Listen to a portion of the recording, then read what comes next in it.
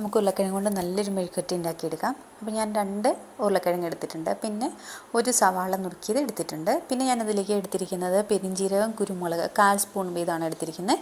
പിന്നെ 3 ചുവന്ന മുളക് എടുത്തിട്ടുണ്ട്. പിന്നെ എടുത്തിരിക്കുന്നത് വെളുത്തുള്ളി, ഒരു 5 അല്ലി വെളുത്തുള്ളി എടുത്തിട്ടുണ്ട്. നമുക്ക് ചട്ടി അടുപ്പത്ത് വെച്ചിട്ട് എണ്ണ ഒഴിച്ച് കടുക് പൊട്ടിച്ചെടുക്കാം. എന്നിട്ട് അതിലേക്ക് സവാള നുറുക്കിയത് ഇട്ട് കൊടുക്കാം. ചെറുതായിട്ട് ഇട്ട് കൊടുത്തിട്ടുണ്ട്. അപ്പോൾ അതൊന്ന് ചെറുതായിട്ട് നമുക്ക് ഒന്ന് വഴറ്റിയെടുക്കാം. ഒരുപാട് അങ്ങ് വഴണ്ട് പോകണ്ട, നമുക്ക് ചെറുതായിട്ടൊന്ന് വഴറ്റിയെടുക്കാം. അപ്പോൾ അത് വഴണ്ട് വന്നു കഴിഞ്ഞിട്ട് ഞാനതിലേക്ക് ഉരുളക്കിഴങ്ങ് ചേർത്ത് കൊടുത്തിട്ടുണ്ട് കേട്ടോ. ഉരുളക്കിഴങ്ങ് പിന്നെ കാന്താരി ഒരു 3-4 കിട്ടിയിട്ടുണ്ടായിരുന്നു. അപ്പോൾ അത് ഞാൻ അതിലേക്ക് ചേർത്ത് കൊടുത്തിട്ടുണ്ട്. അത് നിർബന്ധമൊന്നുമില്ല ഇടണമെന്ന്, ഞാൻ ചേർത്ത് കൊടുത്തു എന്ന് മാത്രം.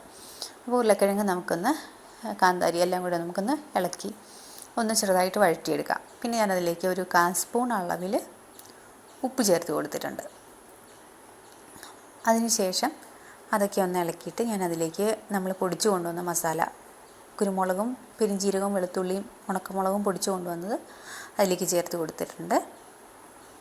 പിന്നെ ഒരു 1/4 സ്പൂൺ താഴെ മഞ്ഞൾപ്പൊടി ചേർത്ത് കൊടുത്തിട്ടുണ്ട്. അപ്പോൾ അതിലേക്ക് വേറെ മസാലകളുടെ ആവശ്യമില്ല, മുളക് പൊടിയുടെ ഒന്നും ആവശ്യമില്ല. പിന്നെ ഞാനതൊക്കെ ഒന്നേക്ക് വെള്ളം ഒഴിച്ചിട്ട് മൂടി വെച്ചൊന്ന് വേവിച്ചെടുത്തിട്ടുണ്ട്. വെള്ളമൊക്കെ വറ്റി നല്ല ഡ്രൈ ആയി വന്നിട്ടുണ്ട്. അപ്പോൾ ഞാനതിലേക്ക് മല്ലിയില ചേർത്ത് കൊടുത്തിട്ടുണ്ട്. ഇനി നമുക്ക് കുറച്ച് വെളിച്ചെണ്ണയും കൂടെ ഒഴിച്ചിട്ട് നമുക്ക് പാത്രത്തിലേക്ക് മാറ്റിയെടുക്കാം. അപ്പം നല്ലൊരു മെഴുക്കുവരട്ടിയാണ്, ചോറിൻ്റെ കൂടെയൊക്കെ കഴിക്കാൻ പറ്റും കേട്ടോ.